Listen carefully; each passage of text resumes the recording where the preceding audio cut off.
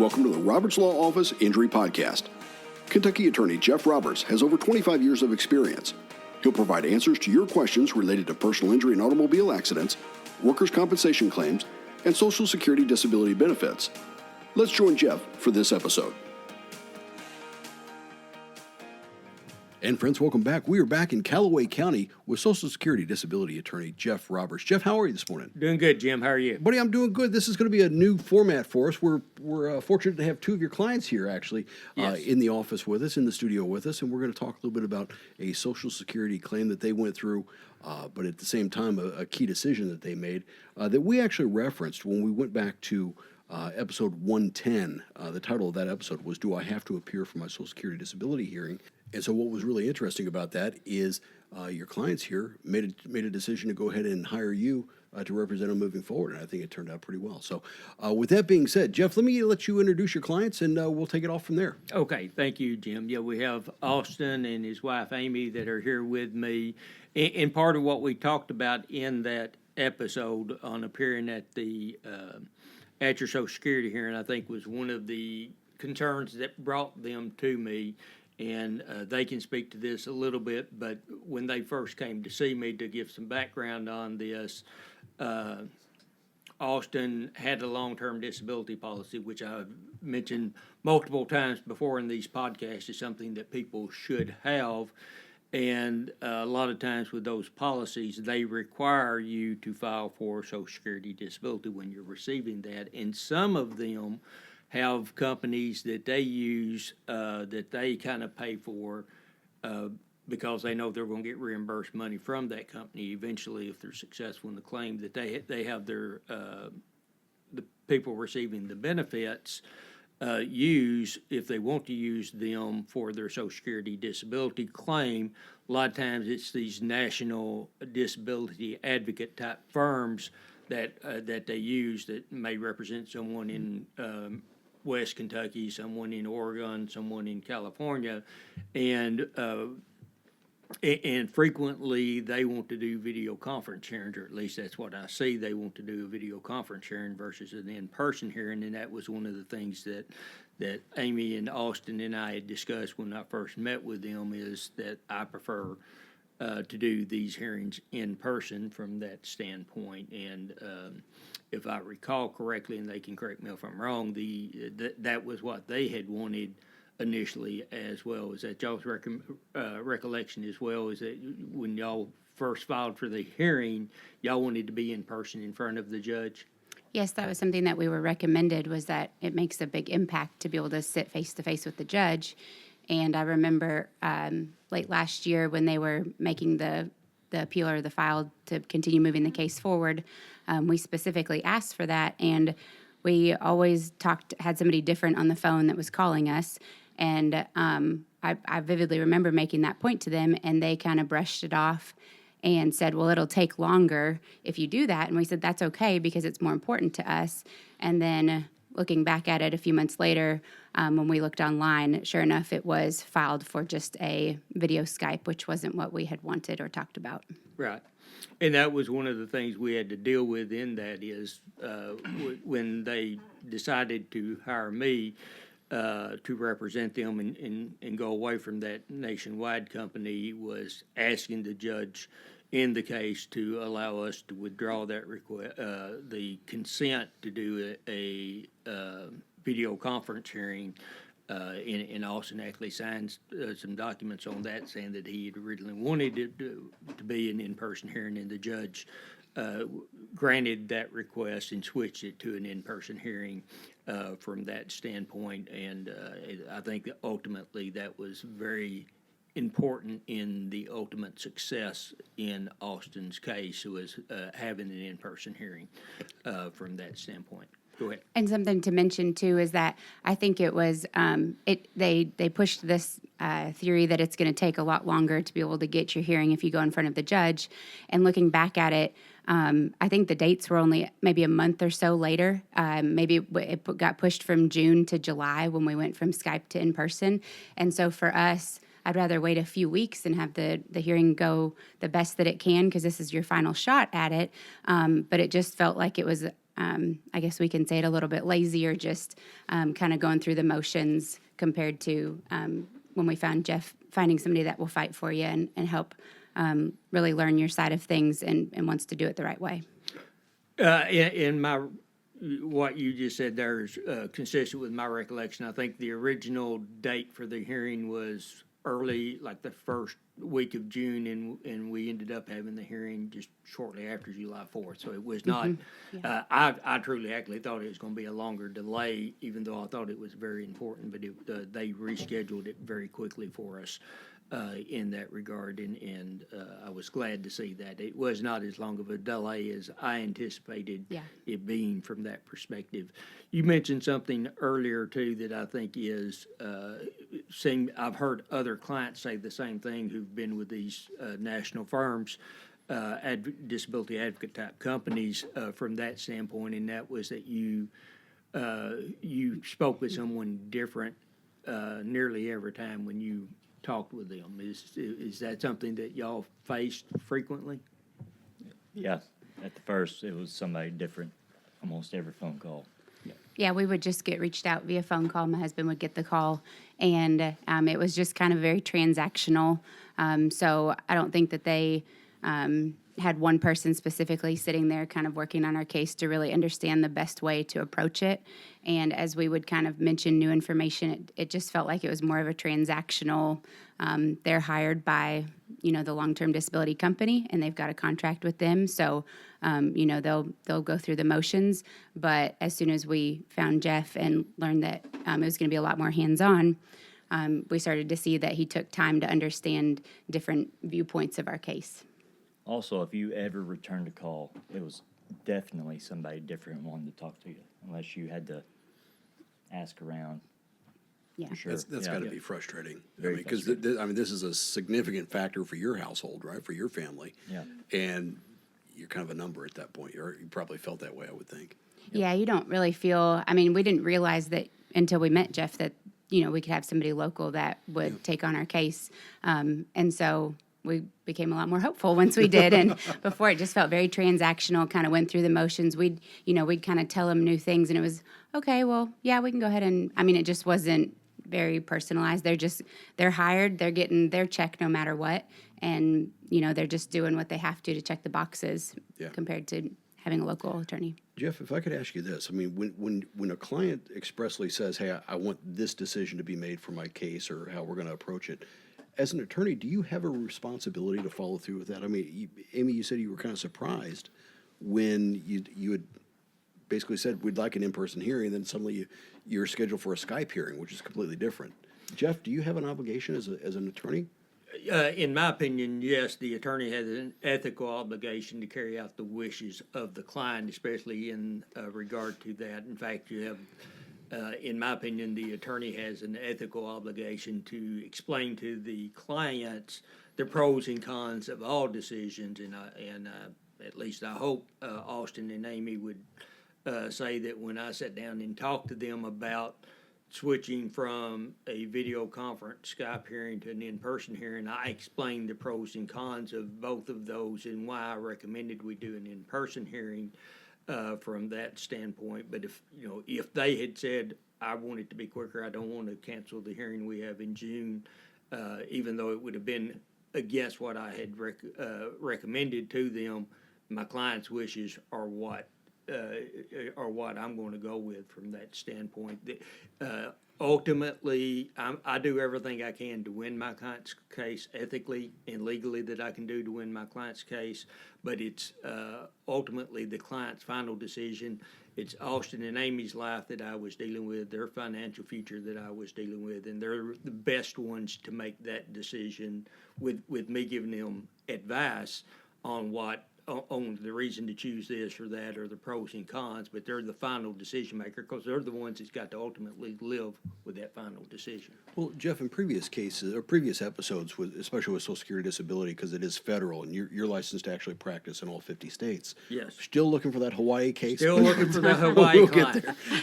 But that being said, sometimes it seems like it might be easier to do some of the interim communication via Skype or video call or something like that. But when it comes down to the actual hearing, you made a really good explanation in episode 110 about how physically showing up before the judge can actually kind of impact how that actually goes. It does, and as I mentioned in that, I think I actually looked up the numbers for that episode. I don't recall them, but a vast amount of communication is nonverbal. Yeah. And watching somebody on a small computer screen, you do not pick up on all the nonverbal communications. And since Social Security has gone back to doing in-person hearings after the COVID pandemic, during the pandemic, unfortunately, we weren't able to have any in-person hearings and didn't know when we were going to be able to again. But once Social Security in Paducah started doing in-person Social Security hearings, I immediately started doing in-person hearings at that point in time. And I think what I've observed since the COVID pandemic was over with, when I did the video conference versus in-person hearings, bears out my viewpoint that the chances of success go up significantly with an in-person hearing versus a video conference hearing. I've had several clients, Austin and two others that come to mind, since the pandemic was over and we've gone to in-person, that I am convinced I would not have been successful by a video conference hearing with those three clients but we were successful with an in-person hearing. Well, I think in that episode, I mean, one of your statements was showing is always better than telling. And when you're on a video screen, I mean, it's a small box, right? It's probably mid-chest to the top of your head as you're talking. Be like watching somebody on TV. You don't really get to see the full body, and there's a lot going on. Especially non-verbally, there's a lot going on. The judge can actually see that at the hearing, which they may miss that if it's just a video conference.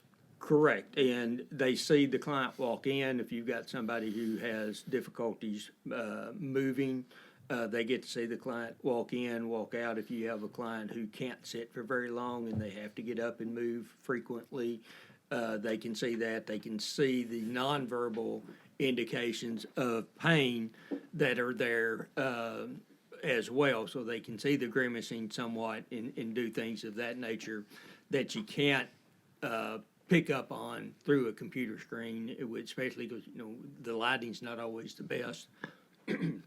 Excuse me, the lighting's not always the best, and other issues, and it's just so much.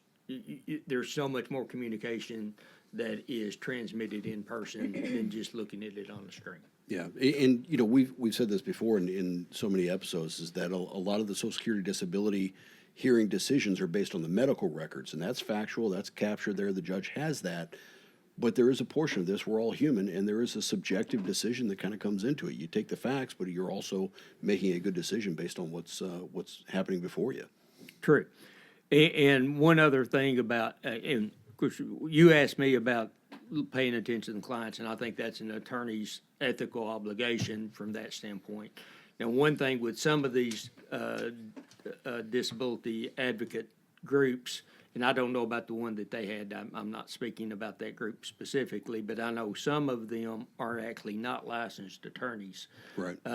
Social Security, for whatever reason, allows non-attorneys to represent people at Social Security hearings in that regard, so that those people don't have the same ethical obligations that an attorney has, and there may be some ethical organization for them that I'm not aware of, but they're not bound by the same legal ethics that an attorney is bound by from that standpoint.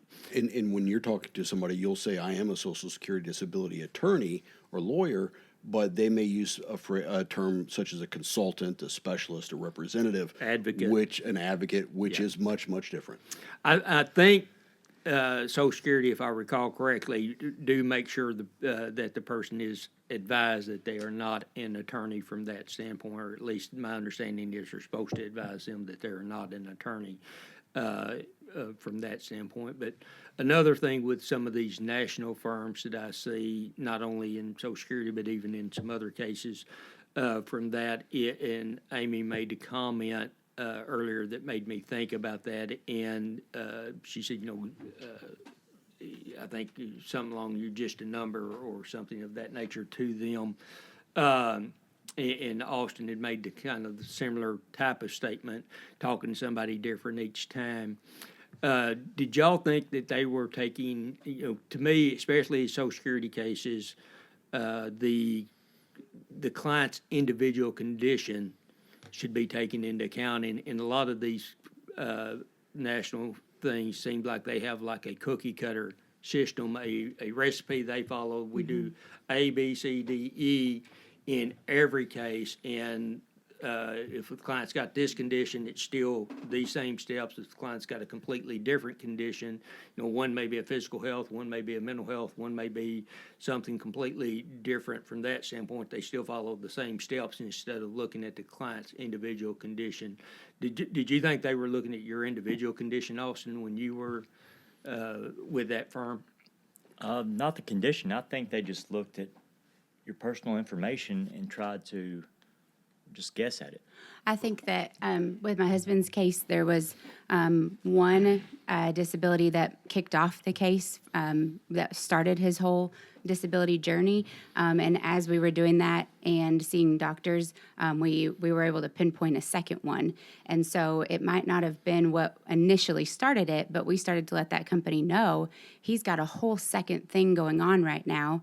And, this is important. But at that point, it felt like they'd already kind of made up their mind. You're not talking to the same person. It was shrugged off, and ultimately, not to spoil alert, but that second condition that was pinpointed and diagnosed during this process is ultimately what won us the case, because Jeff took the time to look into it.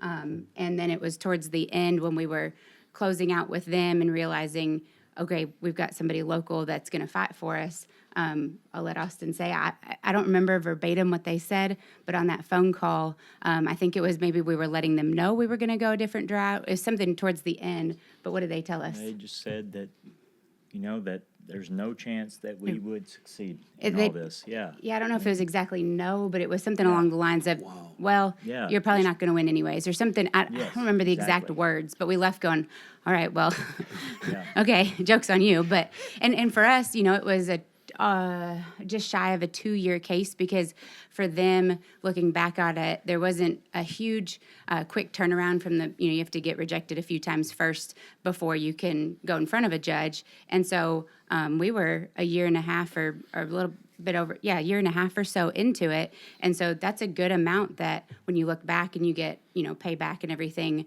from the judge, that would have been a great amount but their company just didn't seem to. It was just, they were already hired by the long-term disability company. So for them, there's not really any skin in the game, probably. And there might be some, but from the outside perspective, you just kind of don't feel like there was. So, Seemed like reading a questionnaire, Yeah. looking through it. No, he's next person. Well, I think, from any average person's, opinion, I want to know that the person I've hired to represent me has some skin in the game, that they feel like they're listening, that they're actually taking into consideration, as opposed to we've got our information, we're good to go. and we don't necessarily know that they don't Yeah, have but- some sort of, for if they win a case, because you'd think that the disability company, they just got paid back a significant portion of what they've been paying us because Jeff won it for us. And so there might be something, but you can just tell they've already got it. They're not having to perform a certain way in order to keep that. They're just doing what they're hired for. And there is a little bit of, they're probably about 3 or 4 hours away from us. So I don't know if it was just an ease thing about not having to go in person. I don't know if it was just easier to just put Skype. But at the end, I'm really thankful, we all are, that we found Jeff. But as we started to kind of distance and say, I think we're going to go a different route, it was, well, okay, good luck. You weren't going to probably win anyway. So. Wow. And, if you didn't present all the disabling conditions to the judge, your chances of winning go down quite a bit. That reduces chance of winning. Exactly, and as you were talking about it, and frequently in these cases, when I get involved or when someone initially files for disability, unfortunately, these cases usually from start to a judge's decision in a case is a 2-year process or more at times from that standpoint. And so from, frequently when I look at the initial denial or the initial application that's been filed, there's additional medical conditions, like in Austin's case, that had developed and been diagnosed. They'd been present before, yeah. just had not been diagnosed before. And so that makes a big difference from that standpoint, and you can bring that in, and the attorney or whoever's representing the person in a disability claim needs to bring that in. And, you can have some conditions, in Austin's case, is an example from that. I don't want to put Austin's medical issues out there. But from the initial condition caused a certain set of restrictions. The other condition caused a separate set of restrictions, some of which overlap, but some of which didn't overlap. And, this first one knocked out certain jobs. The second condition knocked out significantly more jobs. I don't know, the second condition in and of itself probably would have been totally disabling, but the two in combination, when the judge looked at that, and it became obvious and to me that Austin was disabled, and we were able to convince the judge from that standpoint. The other side of it is in Austin's case too, and I've mentioned this before, and I mentioned this to y'all when y'all came in to see me. A big part of these is the doctors, and you have to have doctors that are willing to take the time to sit down and fill out documents for me to say these are what my client's restrictions are, what difficulties they have because of these conditions, and that's the way you're going to ultimately, in my opinion, be successful in these cases, or at least the way I'm ultimately successful in these cases. Looking back at it, one of the most impactful things that Jeff had was a very specific questionnaire. It was 5 pages long probably, and it was tailored towards Austin's disability, and it asked the doctor different questions to help kind of things that we know when you talk in an appointment, that these things, but so that a judge can hear them. It asked some of these questions, and it helped us, instead of just having a blanket, using the doctor's notes we had for work. These ones were more tailored towards just asking questions about percentage of time being off from work, or how often you're going to need these certain restrictions, or just certain things that might not be listed in a generic work note. I think that's really what helped Jeff, and it wasn't hard for the doctors. It was very easy forms to fill out, yes or no boxes, and it gave some room to explain. But I think that was using somebody that actually cares for you and is invested in your case. You're not going to get that special treatment from our perspective if you're just using a big advocate company. So. And that brings up a point. Austin's was an example of that as well in those forms. In some of these questions that don't get asked, or doctors don't fill out when they do a return to work or an off work slip, because they don't think about that. They're thinking about physical restrictions. They're not thinking about non-physical restrictions, and non-physical restrictions can actually be frequently be the tip of the thing that tips it over for the judge to grant it. In Austin's case, one of those non-physical things, the vocational expert, which you have in every hearing, vocational expert said, when the judge did the hypotheticals and added one of those in there that was in the doctor's form and how she'd filled it out, that doctor had filled it out, and the vocational expert was essentially said, with that restriction, there's no work available. And that's ultimately the set of restrictions the judge ultimately went with in the decision in that case, was addressing not only the physical but the non-physical restrictions that the attorney always needs to be taking the time to do that. And you've got to sit down and talk with your clients to figure out, I send forms out. Earlier when I was talking about they do ABC and got the cookie cutter approach, there are certain things you do want to do in every case. You want to send those forms out to the doctors in every case, but the forms themselves need to be tailored to the individual's condition, not just a general form you send out in every case. The ones in Austin's for his first condition was tailored to that condition. to the second condition was tailored to that condition from that standpoint. And Jeff was the only one to sit and understand Austin's job and some of the things that he already was naturally given. He worked in a union job, some different things that they were already allowing employees to do that probably other jobs wouldn't. And he learned those things. And then on top of that, the doctor's orders for additional restrictions. And so combining those that he was already granted just as part of his job that a normal job wouldn't do, plus these new ones, you look at the whole job marketplace and going, there's no way. But it was because he took the time to understand and ask questions and learn about his current jobs and everything. So I appreciate the kind of comments from that standpoint. And that's what every attorney that represents, I wish I could say I do this better than anybody else. I'm not that arrogant to do that. we'll say that. Thank you. I appreciate that. But I'm sorry we're at that time of the year where colds are going around, and but you should have an attorney that's going to take the time to talk with you, sit down in the office, or over, if you prefer over the phone, if you prefer over the computer or whatever. But we'll take the time to talk with you. Now the hearing needs to be in person, but you can talk to people by a variety of ways from that, but you want an attorney that's going to sit down and listen and talk with you about your specific situation, find out what's going on with you from the past work you've done, what your past educational are, all of those type of things, to make sure they can tailor everything correctly, and also make sure they can give when I'm questioning my clients at the hearing to make sure you give that picture to the judge. And the other side, I don't know about this company if they ever do that, but sometimes the best witness on what the client is going through is the client's spouse. And, I'll give a personal example from a long time ago. When I take steroids, apparently I get very grouchy. I did not know this. I thought I acted the same. But when I come home and I had some steroids for a sinus infection, and my daughter was about 4 years old, and she says, "Oh no, Dad's on the grouchy pills." So the people who live with you know things about you that you don't recognize. You don't realize any kind of personality changes that may that you may have, how often certain symptoms are presenting or not presenting, and things like that. So sometimes the spouse, in Austin's case, Amy was a very valuable witness in his case, in us being successful in the case.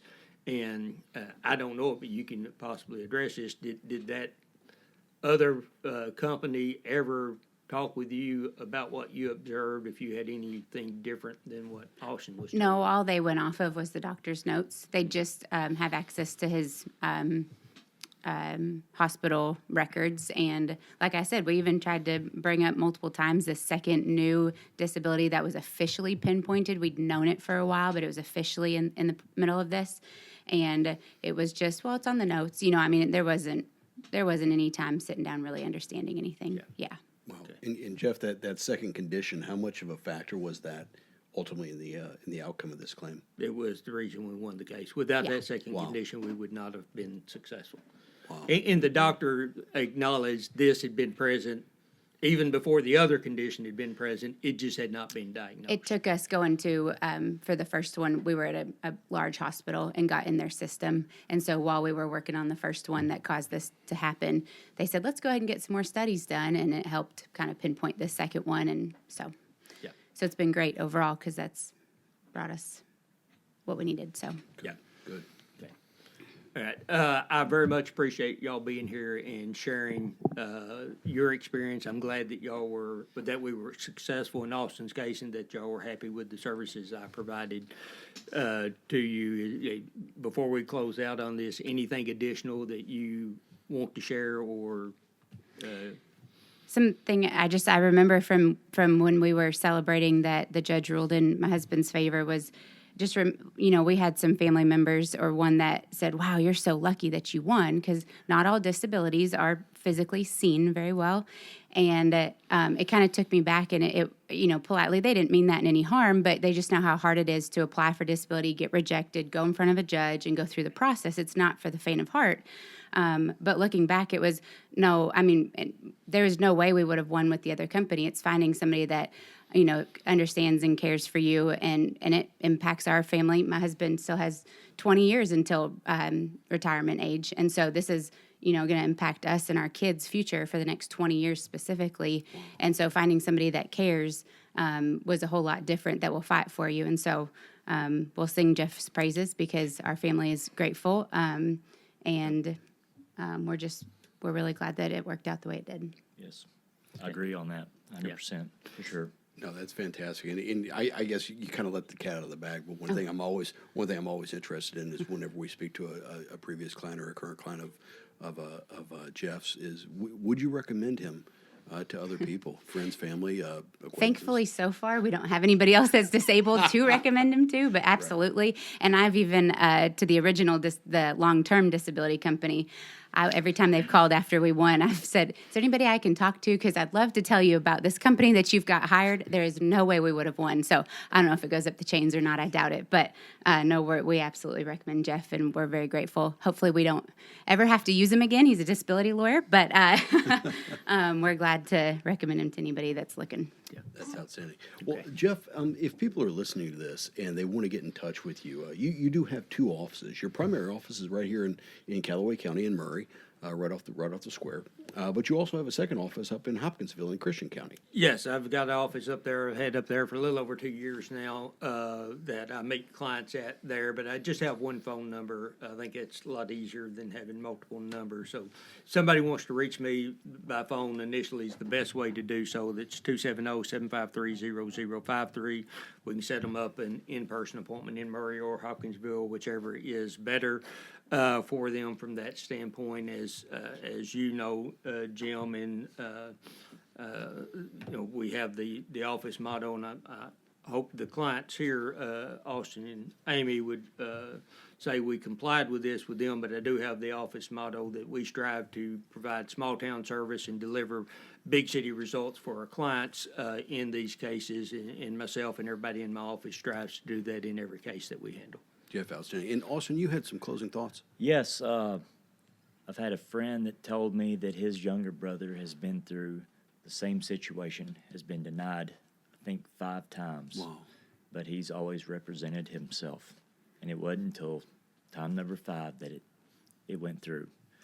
So the best way to do it is to meet with somebody in person so they could meet you and understand your condition, meet with a judge in person.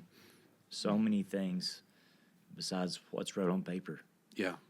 I mean, that's got to be. I mean, just the time it would take to go through 5 swings at the bat or at the ball, if however you want to call it. Yeah, it's years, and the stresses, the situation, the challenges are all there. Whereas if you were to possibly handle, work with an attorney early on, not that it would necessarily expedite it, but there may be a number of those phases that you would be able to avoid, because I think you'd get to a successful resolution, hopefully, depending on your situation, a little bit more quickly. And boy, the relief, and I can tell that in listening to your all story today, just how much pressure seems to be off of your shoulders at and this you're time. not working, and your bills are still accruing at the same time. So, well, like you said, there's still another 20 years before retirement age. So it's and a 2 little kids on there, and Exactly. a whole family. So. Exactly. Okay. All right. Thank you both for coming in. I very much appreciate y'all coming in. I want to thank all the listeners from that standpoint, and what Austin was saying there at the last. Statistically speaking, your chances of being successful in a Social Security disability case increase significantly if you have legal representation versus not having legal representation. Well, once again, thank you all for your time. Thank And you. Jeff, thanks for your time. I know you're busy. I've seen your desk. You got a stack of files back there. But ladies and gentlemen, I hope you found this discussion insightful. Hope you found it a little bit helpful. And if you have questions, feel free to give Jeff a call. I'll have in the show notes, his contact information and ways to get in touch with him. But you can also go to jeffrobertslaw.com, which is the website. There's a lot of information on there. There are other episodes of the podcast and a contact us form. If you want to fill that out, just so you can get some information, he'll give you a call back. That's really important for those the third shifters out there, sometimes those guys don't always have the ability to call during regular office hours. That being said, we'll be back in a couple of weeks. Okay. Thank you. Thank you. Yes, thank you. Bye-bye. Thank you for listening to the Roberts Law Office Injury Podcast. Jeff will return in 2 weeks. Until then, he invites you to visit jeffrobertslaw.com and follow his firm on Facebook. At the Roberts Law Office, you'll find a history of small town service and big city results.